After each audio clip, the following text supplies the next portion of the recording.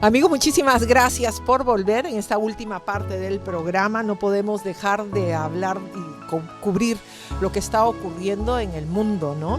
Y una de las noticias más resaltantes, ya vamos pues varias semanas, vamos a cumplir, ojalá no, un mes en los próximos días, el 24, sobre esta invasión de Rusia en Ucrania y las consecuencias, ¿no? Miles de desplazados, millones de personas desplazadas, ya muchos muertos, entre ellos niños, y las noticias que nos llegan son terribles.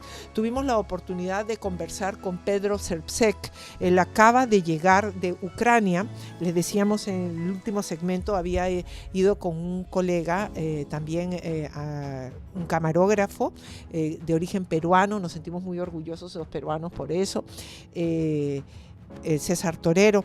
Y con Pedro Cercek tuvimos la oportunidad de este diálogo.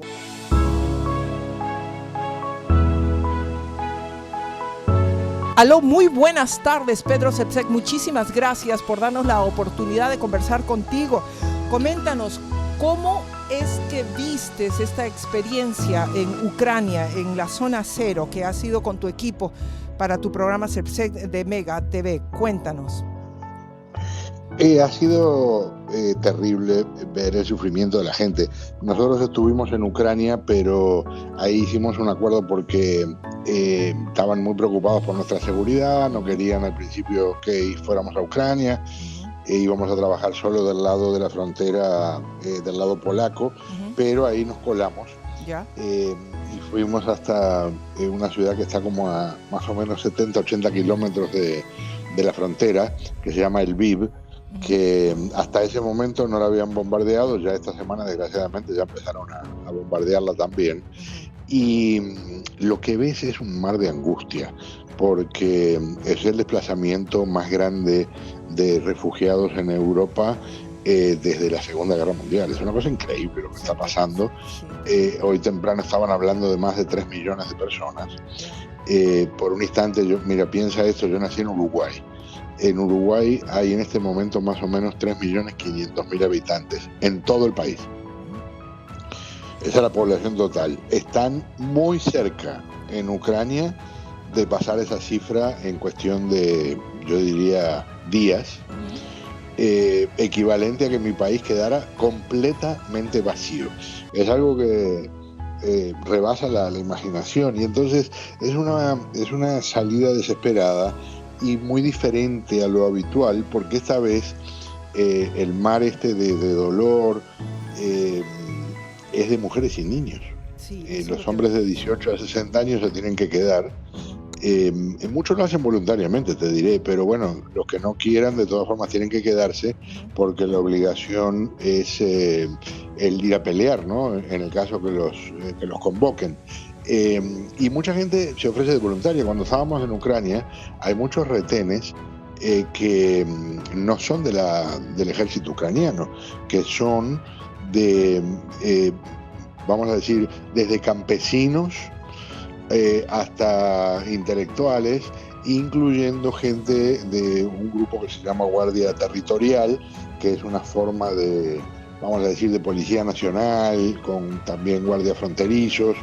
Y son muy improvisadas las cosas que tienen ahí, pero les ves el espíritu.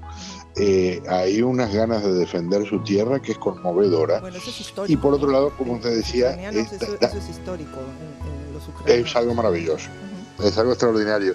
Y yo no sé, no sé si sabes, bueno, no tienes por qué saberlo, pero mi familia del lado paterno es del área esa de Polonia, Ucrania, Rumania. Entonces para mí es una situación muy especial estar allí, porque estamos hablando de gente que salió en la Primera Guerra Mundial muriéndose de hambre y que fue a hacer su vida a otros lugares pensando algún día volver, y nunca volvieron a su tierra. Ojalá que esta situación sea diferente. ¿Es la primera vez que vas tú a Ucrania? Sí. Ya. Sí. Y esto es mi esposa siempre me ha pedido que vayamos a Polonia y a Rumania para buscar los lugares más cercanos a donde estaba la familia, y por distintas razones hemos ido postergando ese viaje muchas veces y ahora toca de una manera completamente fuera de lo imaginado, Sí. en circunstancias que no tienen nada que ver con lo que hubiéramos pensado, ¿no? Ujú, ujú. Tú sabes de que la ONU dice que hay más de 6.5 millones de desplazados en Ucrania hasta ahora.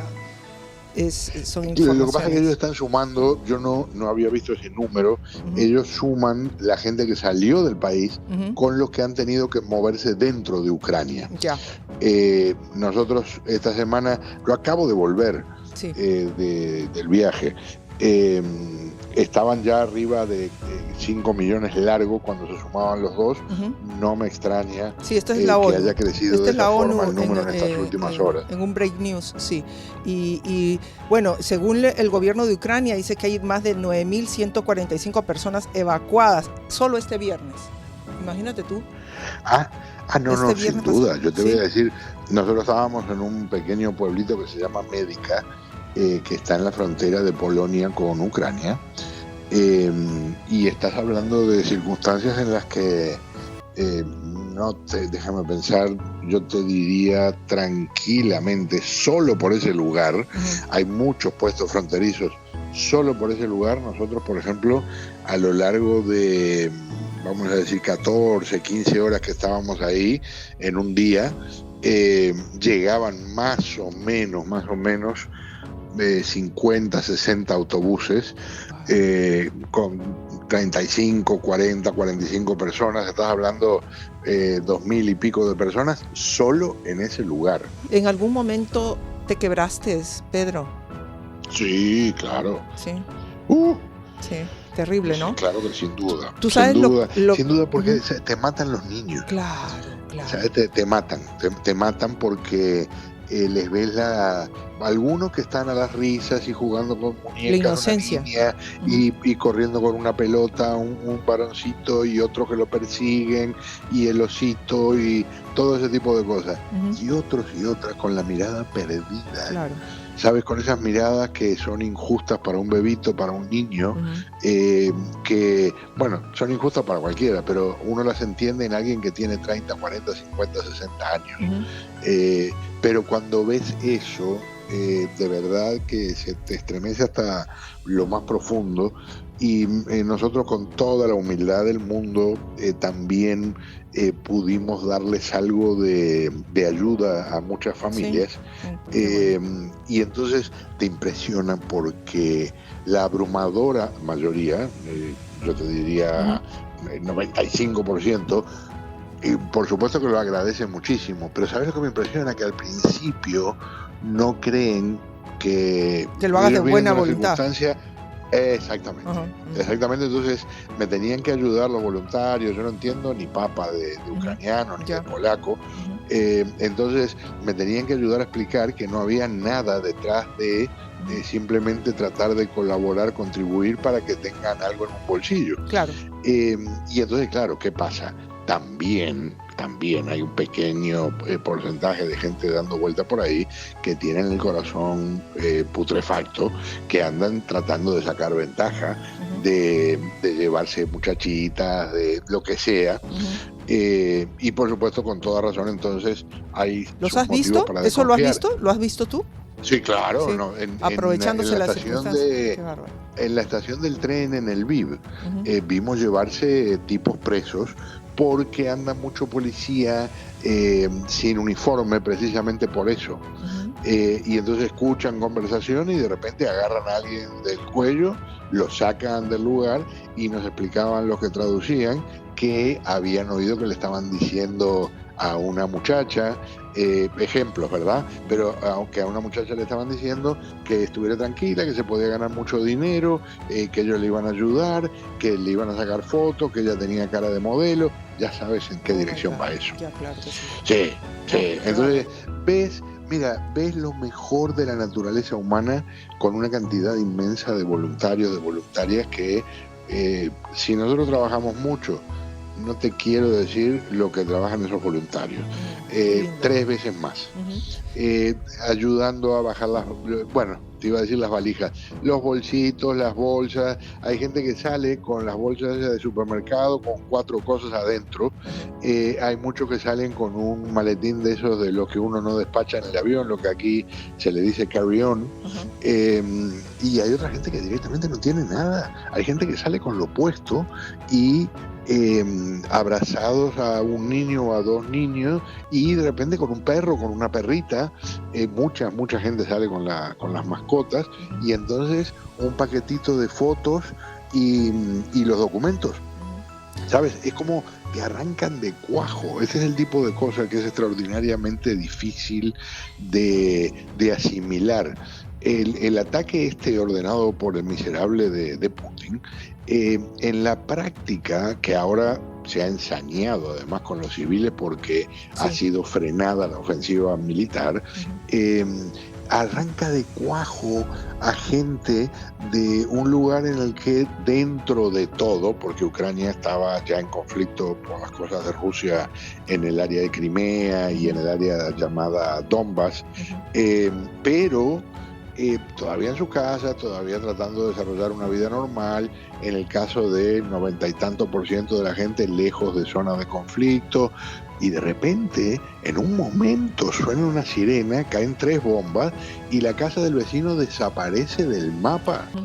Y la gente corre, la gente anda apresurada, camina acelerada. Hay de todo. De todo. Por ejemplo, en el Lviv, te estoy hablando otra vez de Ucrania, llega un tren y se arma una bronca espectacular. Todo el mundo quiere entrar. O sea, exactamente. Ya. Y entonces ves cosas que te desarman el alma. ¿Qué viste? Porque de repente hay 3 adultos con 3, 4 niños, y de repente no logran entrar todos los adultos, y tú ves las caras de los que se quedan abajo y tratan de poner a los niños para que vayan con él o los adultos que sí pueden subir, pero ahí hay separaciones, ¿sabes? Ahí hay situaciones en que de repente una señora le tiene que confiar el hijo de 4 años a la vecina. Claro, o a quien no conoce, pero lo que alguien quiere sacar. Ya. Exacto. No. Yo no ni vi, me han contado que hay casos de esos, pero yo eso no vi ni tuve nada. ¿Cada cuánto viene el tren? ¿Cada cuánto viene el tren? No, eso ha aumentado notablemente por las circunstancias. Entonces de repente tú tienes... ¿Y a dónde los lleva? Lo saca 2, 3 fuera de la... saliendo casi al mismo tiempo.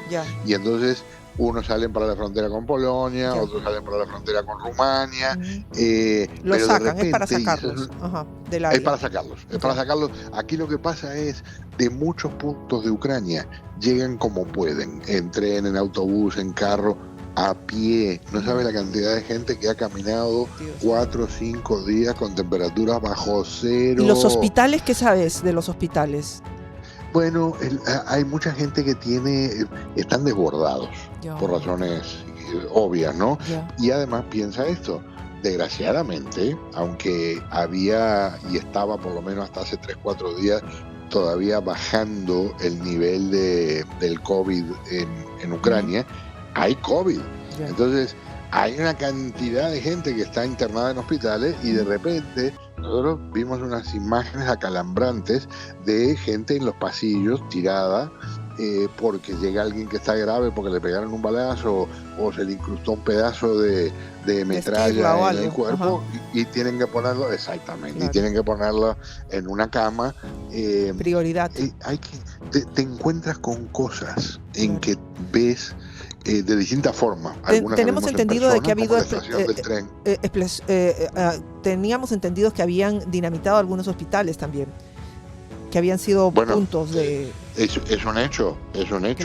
Bombardearon.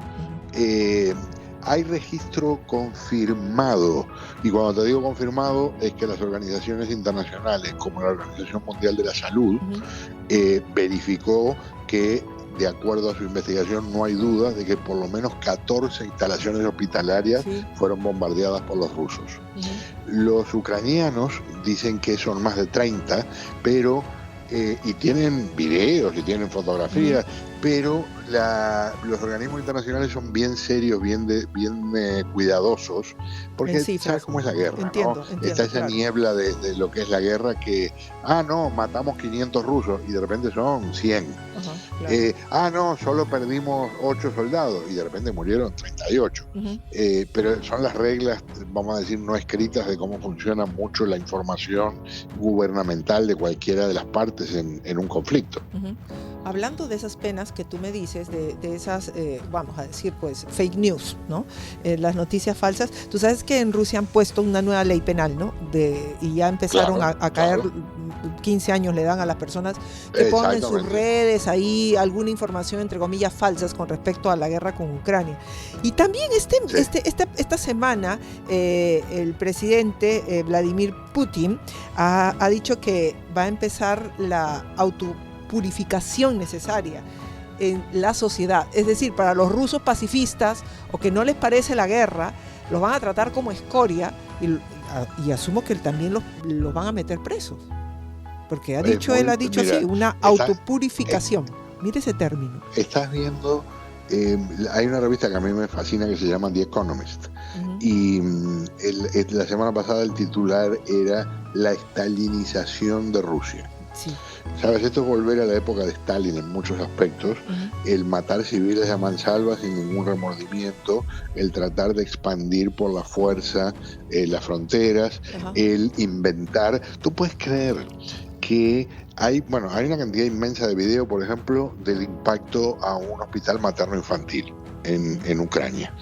Y entonces el descarado del primer ministro de Rusia dice que en realidad lo que había ahí eran grupos de radicales ucranianos que contrataron actores para que pareciera que había gente herida, y entonces una vocera del ministerio mostrando unas fotos de que una persona, una mujer embarazada, se había cambiado de ropa y después aparecía en otra foto y lo que tú quieras. Ha muerto gente. Han muerto una cantidad de personas, hay una cantidad de gente herida y hay una cantidad inmensa de testigos de que ahí no había ningún radical, de que ahí no había ningún soldado, ahí lo que había era una cantidad de mujeres a punto de dar a luz o que recién habían dado a luz y estaban siendo atendidas por médicos, por enfermeras. Ahí no había nada más que un hospital materno en funcionamiento. Y estos miserables lo bombardean y entonces después salen con el cuento de que son actores contratados los que están sangrando tirados en las calles. Qué pena. Vas allá y cuando estás ahí metido en esa circunstancia y ves lo que hay alrededor y te encuentras con lo peor del ser humano y, como te decía hoy, también lo mejor, te encuentras con estos ataques despiadados a civiles y entonces hay gente que llorando con la ropa que tienen puesta y nada más, cruzan y les abren los brazos los polacos y gente de otros países y les dan de comer. Hermoso, tú sabes que Pedro, lo que me parece tan hermoso y creo que muy poco hemos hablado o no hemos resaltado, el hecho de que las mujeres, qué enternecedor, dejan sus coches de bebés, que es algo tan importante para nosotros las mujeres, el coche de nuestros bebés, y los dejamos ahí para que los usen en las estaciones de tren, en los aeropuertos. Oh, Dios mío, eso es algo que es algo tan hermoso. Cuando entramos en Ucrania,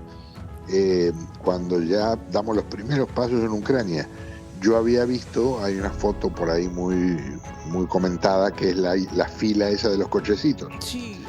Y nosotros caminamos una cuadra dentro de Ucrania y hay como una plaza y entonces hasta ahí llegan una cantidad de autobuses y ellos muchos sí, pero muchos no tienen. Es un lío, ¿sabes? Se está tratando de hacerlo mejor para que eso funcione lo más eficientemente posible, claro. Pero es caos.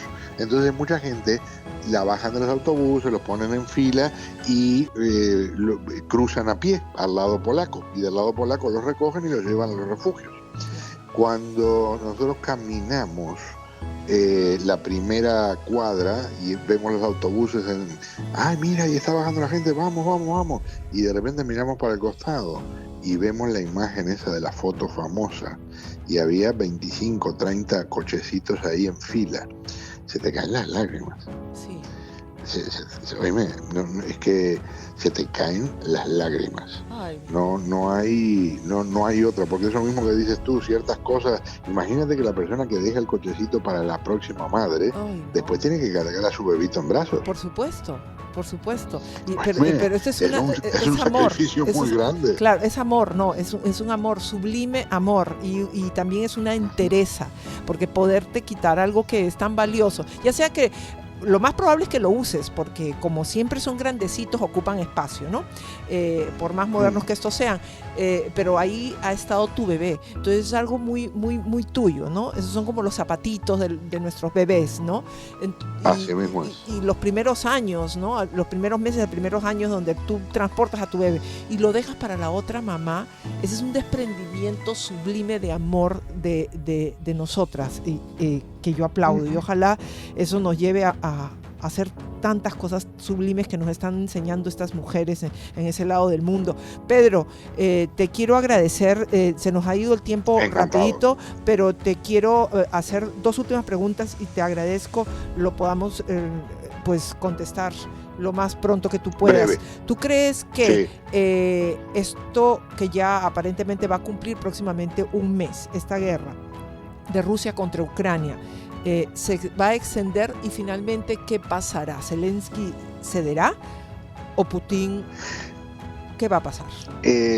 Ok, lo más rápido, primero, quién sabe lo que vaya a ocurrir. Yo creo que Ucrania no se va a entregar. Yo creo que están dispuestos a derramar muchísima sangre para defender su tierra. Creo que el que está ahora un poco acorralado es Putin.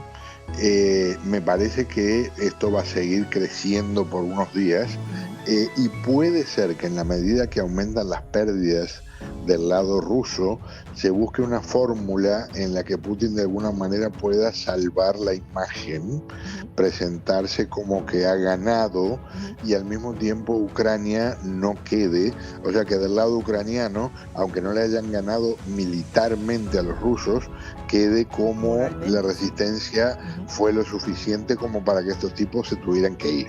Pero tal vez en parte eso que te digo es lo que me gustaría que pasara y no necesariamente lo que puede ocurrir, porque unas palabritas más, aquí podemos estar en el comienzo de una guerra mundial. Sí, yo creo que sí, en la tercera, ¿no? En cualquier momento Rusia bombardea Polonia o Rumania, y esos son países de la OTAN, y toda la OTAN tiene que responder, y ahí estaría el comienzo de lo que hablábamos recién. Ajá.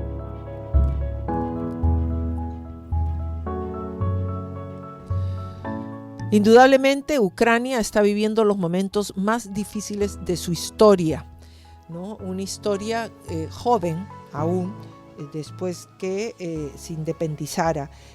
Lo cierto es de que están pasando una histórica resistencia, y los ucranianos están luchando por su país, por su patria, por su democracia, su noble y nueva democracia, y por resistir.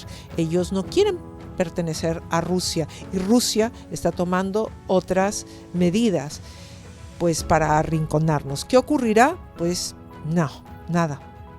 Simplemente rezar por todos y por la paz mundial. Les mando un gran beso, un gran apapacho, y deseándoles una semana llena de bendiciones. Me despido, Patricia Arbulú. Esto fue Entre Nos. Pasa la voz.